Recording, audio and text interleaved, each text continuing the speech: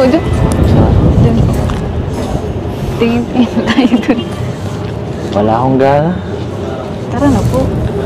Tara po, palitan natin yung alaala. Joke lang. Sige. Tara po, tingin lang po tayo dun. Hello mga kalingap, magandang hapon sa inyo, magandang araw, magandang tanghali kung saan man tayo naroon ngayon. Ito guys, magbigay lang tayo ng reaction konti sa video ito. Ito guys, nakikita natin kung gaano sila kasaya, pero si Papa Eds malungkot si Habi. Baka may naalala siya ng nakaraan, pero nandyan naman si Wifey na handang palitan ng masayang memories ngayon.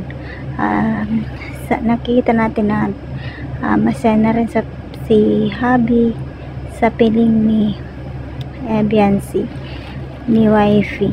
Kaya wag lang tayo mamadali guys. Kikita din natin kung gaano, kung magiging sila talaga. Sa ngayon nga, para nakikita natin parang sila na, pero wala pa tayong ideya kung sila talaga.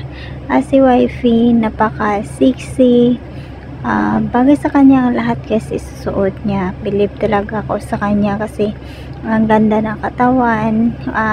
Nakikita natin guys, ano na siya, na parang comfortable na siya kapapait, kasi nakikita natin na nakasandal na sa dibdib ng Papa Eds at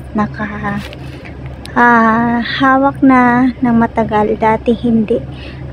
Sobrang pagbabago. Ito ang abangan natin guys. Mas kilig pa talaga ang ating matutunghayan sa EDC. Patuloy mo lang dyan, Wifey. Sana maging comfortable ka na kay Habi. Kaya nga sabi nga ni Habi, focus ka lang sa kanya, huwag kang kabahan, nandyan lang siya lagi sa iyo. At ang saya nila guys, nakita natin na saya nila.